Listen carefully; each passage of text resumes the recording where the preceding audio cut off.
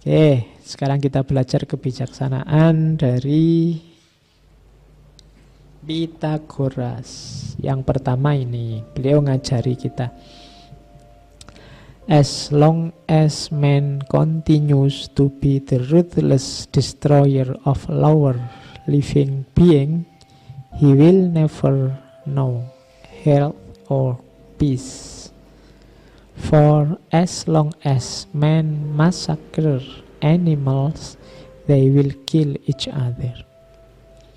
Selama manusia masih melanjutkan, masih selalu menjadi penghancur tanpa perasaan, ruthless destroyer of lower living being, pada makhluk hidup yang lebih rendah, he will never know health or peace. Ia tidak akan pernah mengalami sehat atau damai.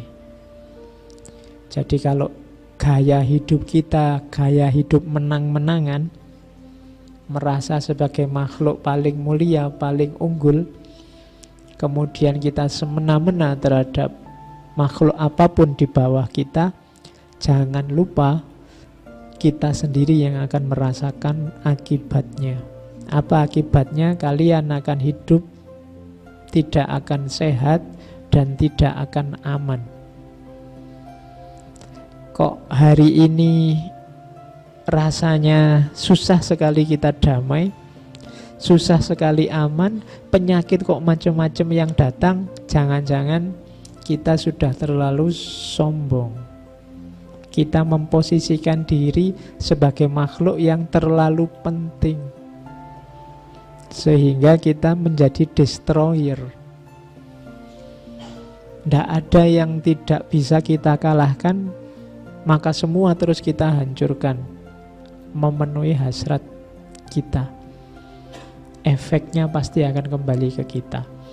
Jangan lupa Pythagoras ini pernah belajar ke India, jadi dia setuju dengan pandangan karma dan kelahiran kembali, reinkarnasi. Ada cerita suatu ketika Pythagoras ini melihat ada orang mukuli anjing. Anjing ini ngaing-ngaing karena dipukul dan dilarang oleh jangan dipukul, itu sahabatku. Terus orang tanya, loh kamu memangnya punya anjing? Enggak, anjing ini di kehidupan sebelumnya itu sahabatku. Nah sekarang dia terlahir kembali sebagai anjing, dan dari ceritanya aku tahu bahwa ini sebenarnya sahabatku yang dulu. Jadi Pythagoras ini dikenal dia bisa membaca kehidupan sebelumnya orang ini siapa. Bahkan dia bisa, kalau di bukunya Iamblichus itu, dia bisa membaca kehidupannya sendiri dulu siapa sampai 4 generasi ke belakang. Jadi sebelumnya aku siapa, sebelum itu aku siapa, sebelumnya lagi siapa, dan sebelum lagi siapa. Dan dia memang punya pandangan reinkarnasi. Jadi reinkarnasi itu jiwa manusia itu tidak hancur setelah dia meninggal sebagaimana jasadnya. Kemana jiwa ini? Jiwa itu kalau sudah bersih, murni, dia akan kembali lagi ke Tuhan. Tapi kalau belum bersih, belum murni, dia akan lahir kembali. Untuk apa? Memurnikan jiwanya. Kalau masih belum murni juga dan meninggal, ya dia akan lahir kembali lagi. Terus sampai dia murni, benar, dan kembali ke Tuhan. Nah itu ada pengaruh dari ajaran-ajaran waktu dia mungkin jalan-jalan ke India. Beberapa sufi juga punya pandangan seperti ini sebenarnya. Dengan inspirasi dari ayat, ya ayat Tuhan nafsul mutmainnah irji'i ila rabbiki radiyatan mardiyah. Karena jiwa yang bisa kembali ke Allah itu hanya jiwa yang mutmainnah. Yang belum mutmainnah, yang meninggal dalam kondisi angkara murka, ya tidak. Nah, itu penjelasannya reinkarnasi. Dia akan lahir kembali untuk menyelesaikan tugasnya. Tugasnya apa? Memurnikan jiwa. Jadi tugasmu sebenarnya membersihkan jiwamu. Makanya Rasulullah itu innama bu'istu liutammima makarimal akhlak, bersihkan jiwamu dengan akhlak mulia. Kok kamu masih nakal, masih berangasan sampai nanti meninggal, ya nanti balik lagi. Itu yang oleh orang Hindu, orang Buddha kan disebut samsara. Nggak enak bolak-balik terus.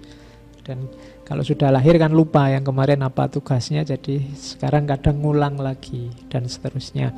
Nah, itu gagasannya Pitagoras. Jadi hati-hati, perilakumu akan kembali padamu kalau ini ajaran karma. Maka kok hidup ini rasanya susah, kita berbangsa ini kok rasanya berat hari ini. Jangan-jangan ada yang keliru dari kelakuan kita. Kalau kita menang-menangan atas semua makhluk yang lain, maka hidup kita juga tidak akan tenang. Di kalimat yang terakhir, selama manusia masih membantai binatang, dia juga akan tetap hidup dengan model saling bunuh antar manusia. Membantai itu, massacre itu ya membantai yang tidak ada gunanya. Bukan berarti, wah berarti tidak boleh motong ayam pak. Ya kalau butuh makan ayam ya makan saja, tapi jangan tidak ada gunanya kamu bantai. Siapa yang suka iseng, ayo kalau ada semut terus kamu bunuh semua di tembok itu, lagi jalan-jalan kamu seruet itu terus. Iya, wong semut itu kamu ketuk-ketuk aja misalnya di makananmu, kalau sudah kamu goyang-goyang dia itu pengertian, kalau biasanya pergi. Tapi kamu kan nggak puasanya itu. Biasanya kamu kan kadang pelitnya luar biasa. Wong yo makanan sudah ndak dimakan aja, kalau ada kucing mendekat kamu lempari. Mending kamu buang ke sampah daripada kamu berikan ke kucing. Itu kan sadisme kan sering di situ. Kadang ndak cuma binatang, tumbuhan kan kamu juga sering iseng. Ndak ada angin, ndak ada hujan, mungkin ada daun-daun, ada apa, kamu sambil ngobrol sambil kamu cabuti satu-satu gitu. Nah ya, nah itu manusia sering begitu. Kalau kamu ndak arif terhadap lingkungan, ya alam juga memberimu ketidakarifan, memberimu kesulitan, karena kamu mempersulit mereka. Oke, ya manfaatkan secukupnya. Wong ya dunia ini kan jadi fasilitas kita untuk membersihkan jiwa, mendekat ke Tuhan, mendekat ke Allah. Jangan berlebihan. Kalau butuhnya 1 piring ya ambil saja 1 piring cukup. Kalau butuh 2 piring ambil saja 2 piring. Kalau tidak nanti kita tidak makan-makan, hanya sibuk mengumpulkan piring. Jadi ambil saja secukupnya. Oke, nah kearifan ini diajarkan oleh Pitagoras. Jadi Pitagoras ini hidupnya dalam gua, ada cerita begitu. Kalau bahasa hari ini ya beliau dan jamaah ini melakukan uzlah, hidup secara zuhud. Bajunya selalu baju putih, sambil pakai serban. Kalau gambar yang saya pampangkan di atas tadi, pakai serban, punya jenggot, ya kan? Cuma bukan muslim, pasti Islam belum ada zaman itu. Jadi tidak harus yang pakai jenggot itu terus muslim. Ya zaman dulu Eropa itu kan orang gagah, laki-laki itu punya jenggot. Laki-laki kok nggak punya jenggot diketawain.